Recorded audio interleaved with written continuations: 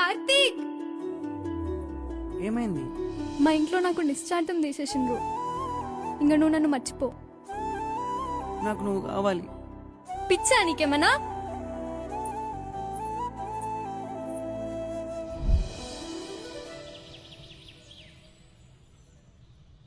car మబ్బులు జారి కమ్మిన చీకట్ల పొంగేటి పొదరిల్లు